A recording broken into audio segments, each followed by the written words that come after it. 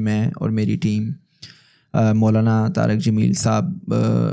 کو تعزیت پیش کرتی ہے، اور مشکل کی دکھ کی اس کڑی میں ہم ان کے ساتھ کھڑے ہیں۔ Obviously being a father I can understand کہ یہ ایک بہت ہی تکلیف اور صدمے کی بات ہے کہ پہلے آپ اپنی اولاد کو تکلیف میں دیکھیں، پھر آپ کی اولاد اپنے ہاتھوں سے اپنی جان لے لے، اور پھر آپ جوان اولاد کو جب لحد میں اتارتے ہیں تو وہ جو آپ کا صدمہ ہے، وہ جو آپ کی تکلیف ہے، اس کو کوئی بھی انسان اپنے الفاظ میں بیان نہیں کر سکتا۔ تو مشکل کی اس کڑی میں ہم باری تعالیٰ سے دعا گو ہیں کہ رب کی ذات مولانا صاحب کو، ان کی فیملی کو صبر جمیل عطا فرمائے۔ And to be very honest کہ میں اگر اپنے جذبات شیئر کروں تو فرحان، بینگ اے فادر، ہم نے یہ محسوس کیا ہے کہ آپ جب اپنی اولاد کو چھوٹی سی بھی تکلیف میں دیکھتے ہیں تو آپ اتنی کرب کی کیفیت میں چلے جاتے ہیں کہ آپ کہتے ہیں کہ آپ اپنی دنیا کی ساری دولت خرچ کر دیں اور آپ اپنی اولاد کو اس تکلیف سے بچا لیں۔ تو یہ اللہ نے اولاد کی محبت آپ کے دلوں میں رکھی ہوئی ہے۔ جیسے حبیب اللہ صلی اللہ علیہ وسلم کے بیٹے ابراہیم جب اس دنیا سے گئے تو آپ صلی اللہ علیہ وسلم کی آنکھوں میں آنسو آ گئے۔ بٹ آبویسلی ہر کسی نے موت کا ذائقہ چکھنا ہے، اور میں یہی کہوں گا کہ کئی دفعہ ایک بڑا واقعہ جب ہوتا ہے تو وہ بڑا واقعہ عام پبلک کے لیے ایک بہت بڑا سبق بھی ہوتا ہے۔ تو یہ جو مولانا صاحب کے بیٹے ہیں جنہوں نے ڈپریشن کی وجہ سے اپنی جان لے لی، اپنی زندگی کو اپنے ہاتھوں سے ختم کیا، تو یہ عام پبلک کے لیے ایک بہت بڑا میسیج ہے کہ جو ڈپریشن ہے، جو کوئی بھی نفسیاتی مسئلہ ہے، اس کو ہمیں سنجیدہ لینا ہے۔ اور جو آپ نے کویسچنس کیے ہیں وہ بڑے پرٹیننٹ کویسچن ہیں، اور میں کوشش کروں گا کہ ہم اس کو deep down in side discuss کریں تاکہ جو ہمارے ویورز ہیں وہ یہ جان سکیں کہ ڈپریشن کیوں ہوتا ہے، اس کی سمٹمز کیا ہیں، ایک انسان ڈپریشن کے ساتھ جب جنگ کرتا ہے تو اس کو کن چیلنجز کو فیس کرنا پڑتا ہے، اور ہم اس جنگ کو کیسے جیت سکتے ہیں۔ اب آتے ہیں فارملی ان کویسچنس کی طرف۔ دیکھو فرحان، ایسا ہے کہ اگر پاکستان کی بات کی جائے تو اعداد و شمار کے مطابق پاکستان میں 7.5 کروڑ لوگ ایسے ہیں کہ جو اسٹریس، انگزائٹی اور ڈپریشن سمیت کسی بھی نفسیاتی مسئلے کو فیس کر رہے ہیں۔ بٹ پرابلم یہ ہے کہ پاکستان میں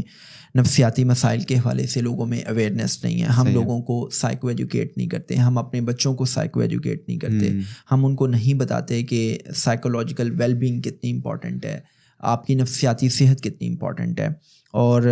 دوسری یہ چیز ہے کہ جب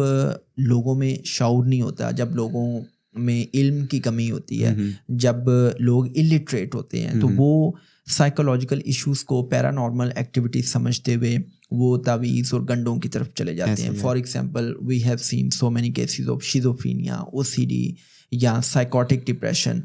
تو اس میں کیا ہوتا ہے کہ مریض جب ان فیزز سے گزر رہا ہوتا ہے تو ہیلوسینیشنز بھی ہوتی ہیں، اس کو وسوسے بھی آتے ہیں، عجیب قسم کے خیالات بھی آتے ہیں، وہ شدید قسم کی افسردگی، مایوسی میں چلا جاتا ہے۔ اس کو لگتا ہے یہ ہے کہ اس کی لائف میں اب کوئی میننگ فلنس نہیں ہے، اس کو اتنی بے بسی محسوس ہوتی ہے کہ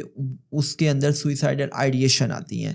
تو جب وہ اپنی اس کرب کا اظہار اپنے قریبی لوگوں سے کرتا ہے تو اس کی اس تکلیف کو ایکنالج نہیں کیا جاتا، اور لوگ اپنی